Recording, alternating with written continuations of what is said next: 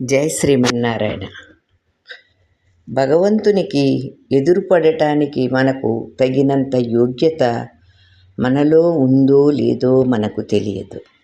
మనల్ని భగవానుడు చూచి, ఏమయ్యా, కాపాడబడటానికి నీ యోగ్యత ఏమిటయ్యా అంటే, మనం చేసిన పాపములు ఉంటాయి గుట్టలు గుట్టలుగా, తప్ప భగవంతుడి చేత కాపాడబడటానికి, అనుగ్రహింపబడటానికి తగినంత సుకృతం మన దగ్గర ఎక్కడా కనపడదు.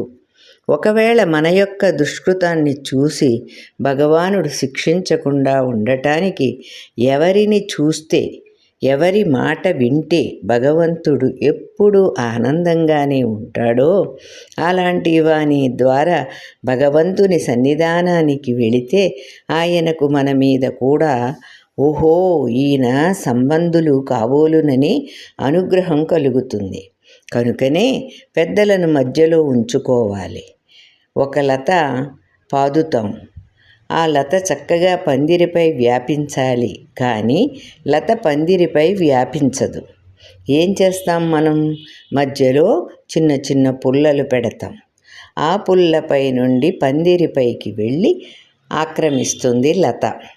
లతా స్థానీయులము మనమైతే, పందిరి స్థానీయుడు ఆశ్రయణీయుడు భగవానుడైతే, ఆ పందిరిపైకి భగవానుని వద్దకు చేర్చే ద్వారభూతులే ఆత్మీయులైనటువంటి భాగవతోత్తములు. కనుక వారి ద్వారానే భగవానుడిని ఆశ్రయించాలి అని ఈ ఉపనిషత్తుకు వ్యాఖ్యానం చేస్తోంది రామాయణం. విభీషణుడు వానర వీరులకు చెప్పటం ద్వారా ఈ విషయం మనకు తెలిసింది. అప్పుడు సుగ్రీవుడు రామచంద్రుని వద్దకు వచ్చి, రామచంద్ర, వీడు అన్ని ఆయుధాలు పట్టుకుని వచ్చేశాడు, వీడిని సంహరించాల్సిందే, నీవు అనుమతి ఇస్తే సంహరించేస్తాం అని అన్నాడు. అంటే అర్థం ఏమిటి? సర్వాయుధములు పట్టుకుని వచ్చాడు అని అంటే గదని పుచ్చుకొని వచ్చాడు విభీషణుడు, కానీ సర్వాయుధోపేత అని అంటాడు సుగ్రీవుడు. అన్ని ఆయుధములు పట్టుకుని వచ్చాడు అని అర్థం ఏమిటి? అన్ని ఆయుధములకు మించిన ఆయుధం ఒకటి ఉంది. పరమాత్మను అంటే రామచంద్రుని వశీకరించుకునే ఆయుధం. ఏమిటి ఆయుధం? దాని పేరేమిటి? అంజలి అనే ఆయుధం. అంజలి అంటే ఏమిటి? భగవంతునికి ఆ అని పేరు. అంజలయతి, అకార శబ్ద వాచ్యుడైన భగవంతుడిని కరిగించి వేయునది కనుక అంజలి అని పేరు. అంజలి పరమాముద్ర క్షిప్రందే వప్రసాదిని. భగవంతుని యొక్క అనుగ్రహాన్ని వెంటనే ప్రసరింపచేయునది పరమమైన ముద్ర అంజలి ముద్ర. అంజలి చూపి భగవానుణ్ణి వశీకరింప చేసుకునేది అంజలి అంటే అర్థం ఏమిటి? అయ్యా, నాకంటే నీవు గొప్పవాడివి, నేను నీకంటే తక్కువ వాడిని అని భగవానుని వద్ద అంగీకరించటం.